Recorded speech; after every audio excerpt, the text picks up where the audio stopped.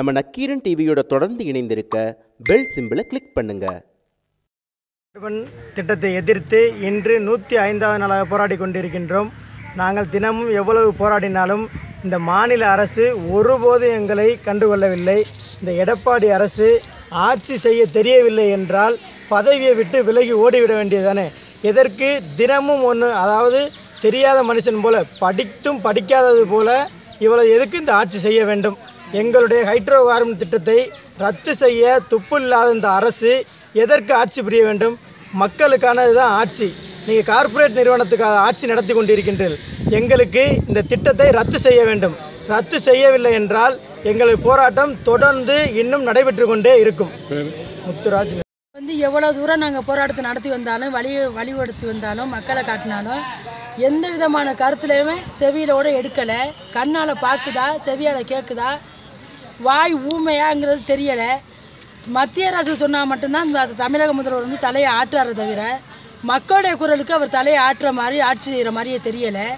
முதல்ல ஜல்லிக்கட்டில் போராட்டங்கள்லாம் நடந்துச்சு. கரெக்டாக 7வது நாள் அண்ணன் ஐயா OPS ஐயா அவர்கள் நல்ல முடிவை எடுத்து தீர்மானத்தை ஏற்றி ஜல்லிக்கட்டு ஒரு தீர்மானமாக போட்டு காட்டிட்டார்.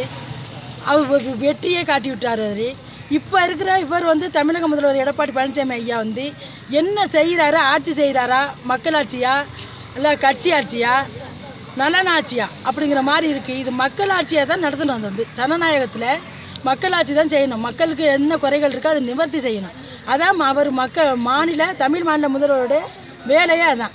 எங்கெங்கெல்லாம் போராட்டம் நடக்குது அங்கெல்லாம் போய் அந்தந்த அமைச்சரை அந்தந்த MLAல வச்சு அது பிரச்சனைகளை தீர்வு காணணும், முறியடிக்கணும், போராட்டமே தலைவிரித்து ஆடக்கூடாதுன்னு நிப்பாட்டணும். அதுதான். ஆனால் இது வரைக்கும் 105 நாள் நாங்கள் போராடி இருக்கோம். முதல் கட்டம் 22 நாள், ஆக மொத்தம் 127 நாள் போராடி இருக்கிறோம். இந்நேரம் வரைக்கும் அவர் பாதம் கூட எங்கள் புதுக்கோட்டையில் பட்டுச்சு. ஆனால் நெடுவாசல் பக்கம் மக்களுடைய குறைகளை கேட்கல. மத்திய அரசால் கொண்டு வரப்பட்ட திட்டத்தை வாய்மொழியாக சொன்னார். எங்களுக்கு முதல்ல போய் பார்த்ததுக்கு இந்த திட்டம் வராது, நீங்கள் போகலாம் நம்பலாம்னு சொல்லி கொடுத்தாரு. அடுத்த கட்டம் மத்திய அரசாங்கம் செம் நிறுவனத்துக்கு தாரவாத்து கொடுத்துருச்சு. ஆனால் 2ஆம் கட்டமாக என்ன சொன்னார்? வாய்மொழியை சொன்னதை விட்டுட்டு பேப்பரில் ஜூலை மாதம் 7ஆம் தேதி தெரிவித்தார்.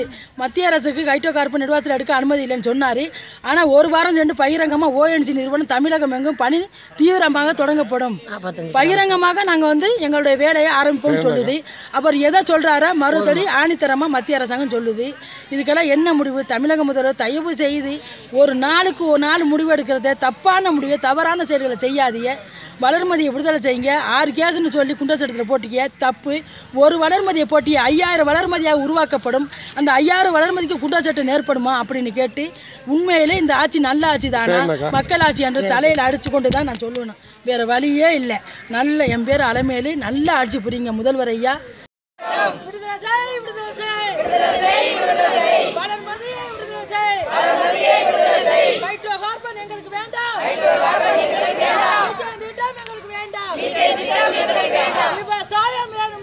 விவசாயம் வேணும் ஐயா, கொல்லாதே, விவசாயிகளை கொல்லாதே.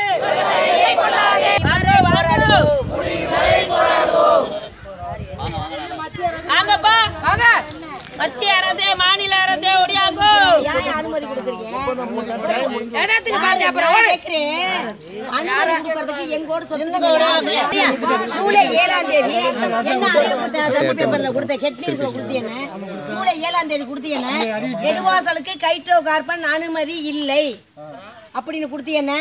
கொடுத்துட்டு என்ன சொல்றேன்? நேத்தே பேப்பர்ல அது மத்திய அரசு கொண்டு வந்தது, நாங்க ஒன்றும் செய்ய முடியாது சொன்னீங்க. இப்ப ஏன் மக்களுக்குள்ள வர? எப்பவுமே நீ மக்களுக்குள்ள வரக்கூடாது.